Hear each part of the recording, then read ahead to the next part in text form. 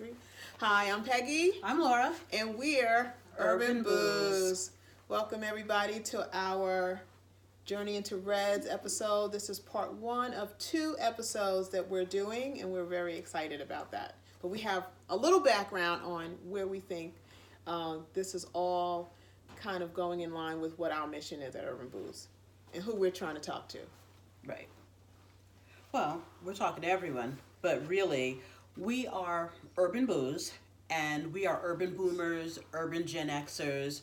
We're the hip hop generation, and we grew up. Listen, hip hop came about when we were in high school, middle school, college. Younger for me because I was in the Bronx, so it was where it started. Right, where it Yeah, started. I right. was in Queens. Yeah. This is where it started, and we're going to talk about 2 wines made by 2 hip hop artists.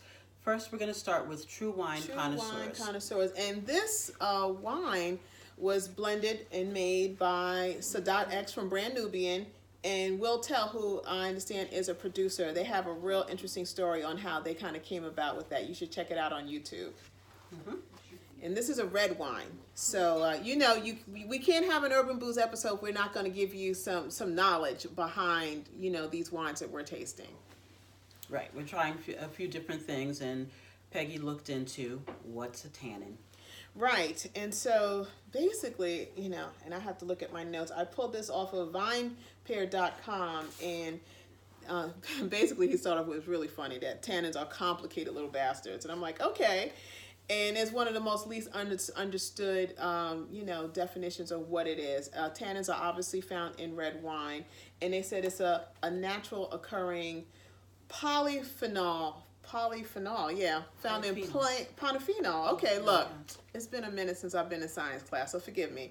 It's found in plant seeds, bark, wood, leaves, and fruit skin, which is, wow, that's a lot, right? Tannins can seem bitter, but they're more accurately described as astringent. So. Right, and they make your mouth pucker. Yes. That's really what it does. Tannin's a textural thing more than a flavor thing. Right. And so it makes your mouth dry. Right. So what they say from a science standpoint is that is a contraction of various body tissues. So meaning, obviously your saliva. So, but the term that's commonly used is dry. So I found out that just through doing some basic research, there are different types of tannin. There's skin tannins, seed tannins, there's oak tannins, and I think that's it, right? Right, but what they say about tannins is it can quickly fatigue your palate, especially without food. So I think that's probably why with red, especially with what they consider dry, they're really encouraging you to have it with food. So you're going to really find some really interesting things that we discovered while trying various dry wines. But starting with True Wine Connoisseurs, Laura's going to tell you how she's pulling me in on this one. I encourage Peggy to try it. My husband found it at Happy Court. I like white wine, but we're going to try. It's time. It's time. Let's grow up. Time Have some other, not just white. There's red, there's rosé, there's different things. Let's try it all. Yeah. My husband and I were at Happy Court. Shout out to Happy Court. In Brooklyn. BK. And I was wandering around looking, what do I want? And he saw the bottle, and he said, well, this looks interesting. Let's get it. He got it. Isn't that a cool label? It's cute. It's. I love the expression on the little cartoon characters. Right. It's really funny. Anyway, he I picked it up. My husband found it, and I'm sure I made jerk seasoned chicken because that's one of my quick go-tos to get a punch of flavor into food. And, red wine goes with red meat. No, red wine goes with highly seasoned and highly flavored food. And fatty foods. If I'm frying chicken, now it's a fatty food, isn't it? Even though, you fry in the right temperature, you make sure it's not oily, it's still, it's not like baked chicken. It's not like regular chicken breast. So it goes really well with what I would call our traditional highly seasoned, not highly salted, but highly seasoned foods. Right. And so what I did was I went out for my go-to takeout, Chinese store, and I got beef with broccoli. And drinking it initially, was definitely that dry taste that we talked about, what tannins do to react to your mouth. then when I had it with my beef and broccoli, I said, oh, okay. It was very grapey, very fruity, and not as bitter as I would have thought. But then once I had it with the beef and broccoli, it changed it. It really changed it. It changed it from me going, oh, okay, this is a red wine, okay, to, oh, okay, I think that this will definitely work with some Chinese food. Right. It works with flavor. Right, it works with flavor. And I had to order for chicken wings. So I had a chicken wing with it. I said, let me see, because anyone who knows what people say traditionally about red wine is like beef, venison. And I said, look, I got this chicken wing. Let me take a sip after I chew that. And it was not bad. It was not bad at all. It was definitely smooth. You get the feeling that where the food takes the wine, it takes it to another level. Right.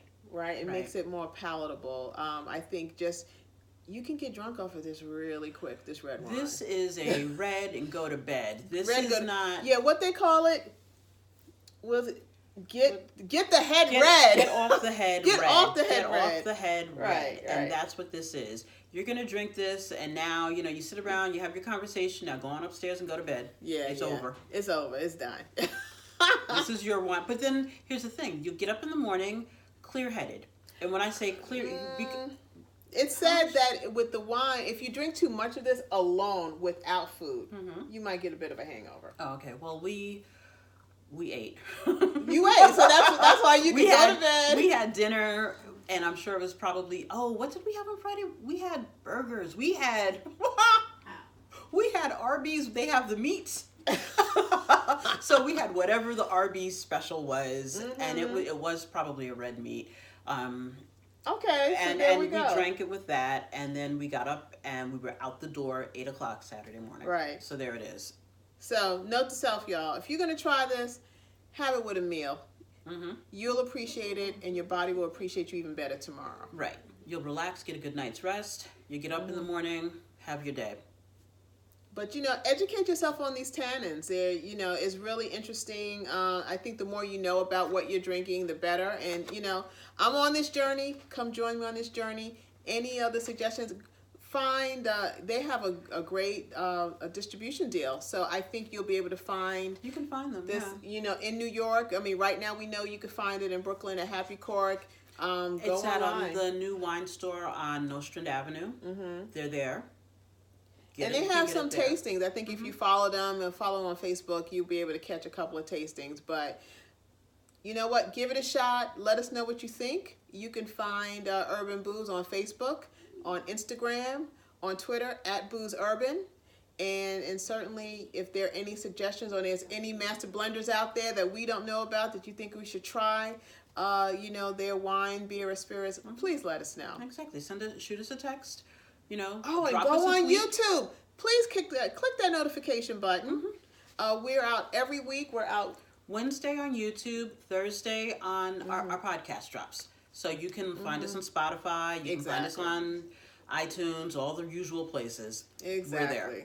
Exactly. So until next time, get ready for part 2. That's going to be really interesting. We are going to try Mr. Big's wine. Yep. On Soul Sonic Force. Ooh. Until next time, everyone.